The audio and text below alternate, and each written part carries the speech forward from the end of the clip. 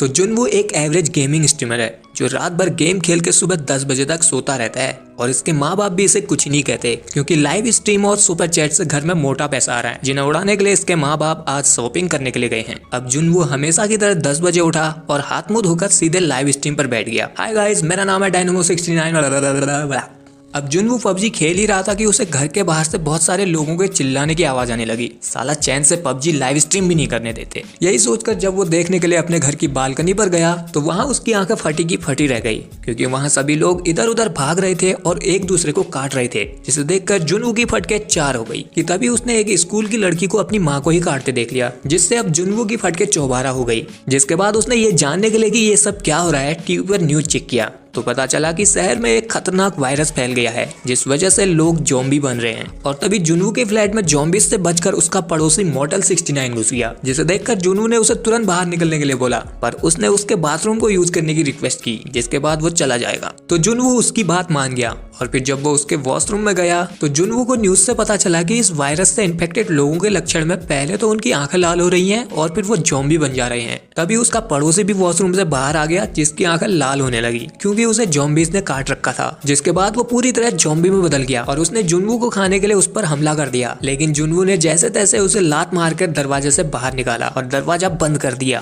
फिर उसने जब अपने दरवाजे के छेद से बाहर देखा तो वहाँ एक जियान ज़ॉम्बी था जिसने उसके पड़ोसी मॉर्टल 69 को कच्चा चबा डाला, जिसे देखकर जुनवू की फटी हुई और फट गई। इसलिए उसने सबसे पहले अपने दरवाजे पर फ्रिज लगा दिया ताकि कोई ज़ॉम्बी घर के अंदर ना घुस पाए। इन ज़ॉम्बीज की खासियत ये थी कि इन्हें अपने डेली रूटीन काम याद थे। जो लोग सुबह जिम या ऑफिस जाते थे वो ज़ॉम्बी बनकर भी जिम या ऑफिस जा ही रहे थे और इनकी सुनने की शक्ति बहुत तेज थी। अब जुनवू अपने मॉम डैड को कॉल करने की कोशिश करता है पर कॉल नहीं लगती। तभी उसके फोन में उसकी फैमिली का मैसेज आया कि क्या वो ठीक है और एक मैसेज में स्टे अलाइव लिखा था, मतलब कि जिंदा बचे रहना। जिसके बाद जुनवू ने स्टे अलाइव लिखकर अपनी फैमिली की फोटो पर चिपका दिया ताकि उसे जिंदा रहने की मोटिवेशन मिल सके। फिर वो अपने खाने पीने को देखने लगा कि उसके पास कितना खाना है। इसके बाद उसने अपने एड्रेस के साथ अपनी एक फोटो ली और उसे इंस्टाग्राम पर #StayAlive लिखकर पोस्ट कर दी ताकि कोई उसकी मदद के लिए इधर आए। अब आज का दिन उसने ऐसे ही सोकर गुजार दिया और फिर अगले दिन जब वो उठा तो वो अपने ड्रोन से अपने अपार्टमेंट को देखने लगा कि बाहर का हाल क्या है। तो वहाँ उसके पूरे अपार्टमेंट में सभी ज़ॉम्बीज बन चुके थे, जिससे जुनवू परेशान हो जाता है। तो वो अपने दिमाग को शांत करने के लिए पबजी खेलने के लिए बैठ गया, पर थोड़ी ही देर में इस एरिया का नेटवर्क ही चला गया, जिससे जुनवू को बहुत गुस्सा आया, पर वो कुछ कर तो नहीं सकता था, इसलिए वो फिर से सो गया। फिर रात में उसने किसी के भागने की आवाज सुनी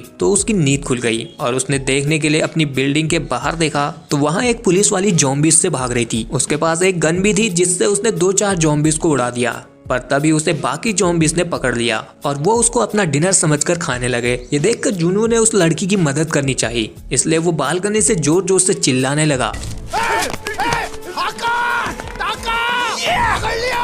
पर इसका कोई फायदा नहीं हुआ। उन ज़ॉम्बीज ने उस लड़की को मार दिया। अब जुनवू उस लड़की को तो बचा नहीं पाया, पर अब लगता है कि वो खुद को भी नहीं बचा पाएगा क्योंकि उसके चिल्लाने की वजह से उसके दरवाजे को खोलकर जियान ज़ॉम्बी अंदर घुस गया, जिसने पहले तो जुनवू के फ्रिज से सारा खाना नीचे गिरा दिया और फिर वो जुनवू को खाने के लिए उसके पीछे पड़ गया। लेकिन सही टाइम पर जुनवू ने अपना दिमाग चलाया और बालकनी से नीचे लटक गया, जिससे जियान ज़ॉम्बी भागता हुआ सीधे बिल्डिंग से नीचे गिरकर मर गया। जिसके बाद जुनवू ऊपर आया और इस बार उसने अपने दरवाजे को कसकर लॉक कर दिया, पर अब उसके पास खाना बहुत ही कम बचा था। तो उसने अपनी हेल्प के लिए इस बार अपनी वीडियो बनाई, पर इसी तरह एक हफ्ता गुजर गया लेकिन उसे बचाने के लिए इधर कोई नहीं आया और अब उसके पास अपना आखिरी खाना बचा था, जिसे उसने पहले तो मजे मजे में खा लिया और फिर अपनी फिर से एक वीडियो बनाई कि मैं अभी भी जिंदा बचा हूँ, सालों कोई तो बचाने के लिए आ जाओ।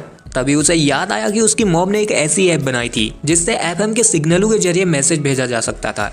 इसलिए वो अपने फोन में FM चलाने के लिए अपने घर के हेडफोन जैक को ढूंढने लगता है, पर उसके घर में सभी हेडफोन ब्लूटूथ डिवाइस वाले थे, जिससे उसे आज हेडफोन जैक की कीमत पता चली। अब इसी तरह 15 दिन गुजर गए और अब उसका खाना पानी भी पूरी तरह खत्म हो चुका था। इसलिए उसने अपने डैड की दारू की बोतलें खाली करना शुरू कर दी, जिससे उसे पहले तो बहुत मजा आ रहा था, अरे बुढ़ मराए ज़ॉम्बीज, मैं तो नाचूंगा। लेकिन फिर उसे हेल्यूसिनेशन होने लगा कि उसके मॉम डैड घर आ गए हैं और सब कुछ नॉर्मल हो गया है। पर होश में आने के बाद उसे पता चला कि बस ये तो एक सपना था, जिससे उसे बहुत दुख हुआ और बिना आवाज के रोने लगा क्योंकि उसने आवाज की तो ज़ॉम्बीज वहां आ जाएंगे। तभी उसके फोन में थोड़ी देर के लिए नेटवर्क रिस्टोर हुए, जिससे उसके फोन में उसके मॉम डैड के भेजे गए वॉइस मैसेजेस आ गए, जिसे सुनने के बाद जुनवू को पता चला कि उसके मॉम डैड भी ज़ॉम्बीज़ की चपेट में आ चुके हैं। जिसे जानकर जुनवू को बहुत गुस्सा आया और वो अपने घर की अलग अलग चीजों को तोड़ने फोड़ने लगा, जिसके बाद वो गुस्से में अपने फ्लैट से बाहर भी आ गया और एक ज़ॉम्बीज़ को तो उसने जान से मार दिया।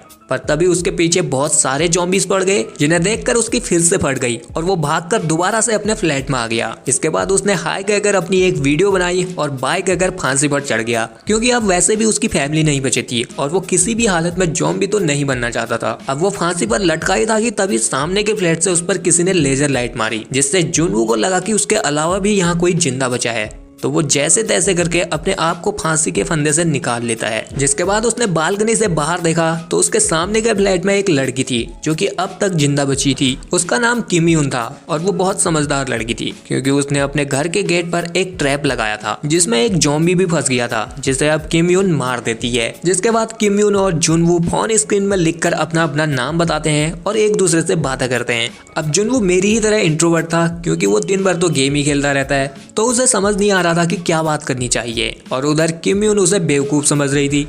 अब जुनवू काफी दिनों से भूखा था, तो किम यून उस तक खाना पहुंचाने के लिए एक बॉल पर रस्सी बांधती है और उस बॉल को उसके फ्लैट की तरफ फेंकती है, पर वो बॉल वहां तक नहीं पहुंच पाई और नीचे रोड पर गिर गई। तो फिर जुनवू ने अपना दिमाग चलाया और अपने ड्रोन के जरिए किम यून तक रस्सी पहुंचा दी। जिसके बाद किम यून ने उसे एक बैग में खाना और पानी भेज दिया। लेकिन जुनवू जब खाना खा ही रहा था तो वो देखता है कि किम यून ने जो बॉल फेंकी थी उसे एक ज़ॉम्बी ने पकड़ लिया है, जो कि पहले एक फायर फाइटर था। इसलिए वो उस रस्सी से ऊपर चढ़ने के लिए उसे खींचने लगा और उधर वो रस्सी किम यून के टेबल से बंधी थी, तो वो ज़ॉम्बीज़ के खींचने की वजह से अपनी जगह से मूव हुआ, जिससे किम यून की भी चोट लग गई और वो वहीं पर बेहोश हो गई। और यहाँ वो ज़ॉम्बी उस रस्सी के सहारे ऊपर चढ़ने लगा, जिसे देखकर जुनवू ने किम यून को बचाने के लिए अपना ड्रोन उस ज़ॉम्बीज़ की तरफ भेजा और उसके चेहरे पर एक कट भी लगा दिया। पर तभी उसके दरवाजे पर भी बहुत सारे ज़ॉम्बीज़ दरवाजा खोलने की कोशिश करने लगे, जिससे जुनवू का ध्यान ड्रोन के कंट्रोल से छूट गया और वहाँ उस ज़ॉम्बीज़ ने उसके ड्रोन को पकड़कर तोड़ दिया। जिसके बाद वो ज़ॉम्बी किम यून की बिल्डिंग तक पहुँच भी गया और जब वो ऊपर चढ़ने ही वाला था तो उधर किम यून आ गई और उसने उस ज़ॉम्बीज़ के हाथ को ही काट दिया, जिससे वो ज़ॉम्बी नीचे गिरकर मर गया। अब जुनवू के पास खाना तो था, पर ये अभी उसके लिए काफी नहीं था।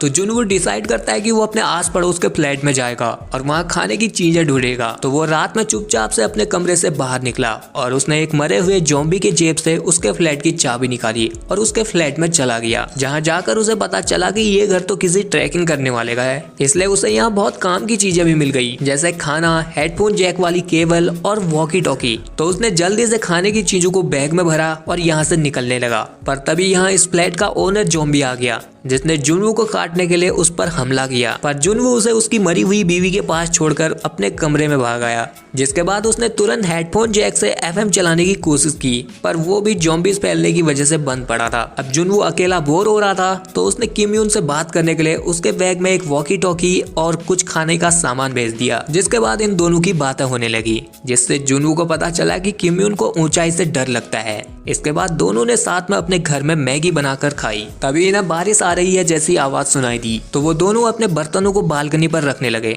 लेकिन ये बारिश नहीं बल्कि ज़ॉम्बीज़ के चलने की आवाज थी, जो कि किम यून के फ्लैट में घूम रहे थे। और तभी किम यून से अपने घर में जरा सी आवाज हो गई, जिस वजह से सभी ज़ॉम्बीज़ किम यून के दरवाजे की तरफ आने लगे। और जब वो दरवाजे को तोड़ने ही वाले थे, तो तभी जुनवू ने किम यून के पड़ोस के फ्लैट में कॉल कर दिया, जिसकी आवाज सुनकर वो सभी ज़ॉम्बीज़ यहाँ से उस फ्लैट की तरफ चले गए। अब जुनवू और किम यून सोचते हैं कि अगर वो यहीं रुके तो वो एक न एक दिन ज़ॉम्बीज़ का शिकार बन ही जाएंगे। इसलिए किम यून और वो जुनवू के फ्लैट के 8th फ्लोर में जाने का डिसाइड करते हैं, क्योंकि किम यून ने देखा था कि वहाँ कोई भी ज़ॉम्बी नहीं है और 8th फ्लोर पूरी तरह से खाली पड़ा है। तो अब दोनों वहाँ जाने के लिए पूरी तैयारी के साथ नीचे आते हैं, जहाँ इन पर बहुत सारे ज़ॉम्बीज़ हमला कर देते हैं। पर किम यून और जुनवू उन ज़ॉम्बीज़ को बहुत बुरी तरह मारते हैं और 8th फ्लोर में जाने के लिए उनसे बचकर एक लिफ्ट में चले जाते हैं। पर जब ये लोग 8th फ्लोर में पहुंचे तो वहाँ पर भी बहुत सारे ज़ॉम्बीज़ थे, जो कि इनके पीछे पड़ जाते हैं, जिनसे बचकर ये लोग भाग रहे थे कि तभी एक आदमी ने इन दोनों को अपने फ्लैट में खींच लिया।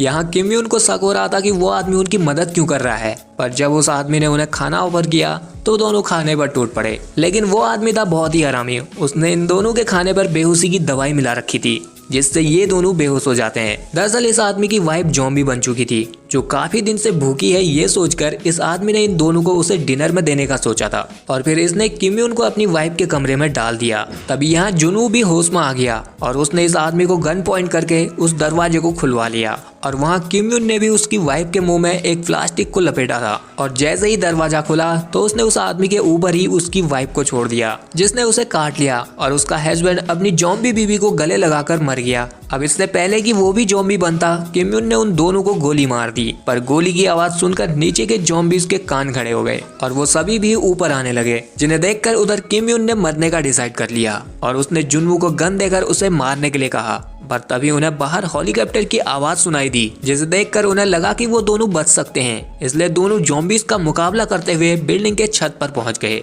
लेकिन यहाँ पर अब कोई हेलीकॉप्टर नहीं था, जिससे दोनों बहुत परेशान हो जाते हैं क्योंकि उन ज़ॉम्बीज ने भी टेरेस का दरवाजा तोड़ दिया था और वो इन्हें खाने के लिए इनकी तरफ बढ़ रहे थे और किम यून और जुनू भी हिम्मत हार चुके थे। पर तभी अचानक इनके पास एक हेलीकॉप्टर आ गया, जिसमें 2 सोल्जर थे जो उन ज़ॉम्बीज को गोली मारते हुए इन दोनों को सही सलामत हेलीकॉप्टर में बैठाकर यहाँ से ले गए। तभी इनके फोन में नेटवर्क भी आ गए, जिससे जुनवू को पता चला कि उसके मॉम डैड भी जिंदा हैं और वो सेफ हैं, जिससे जुनवू और किम यून दोनों बहुत खुश हुए।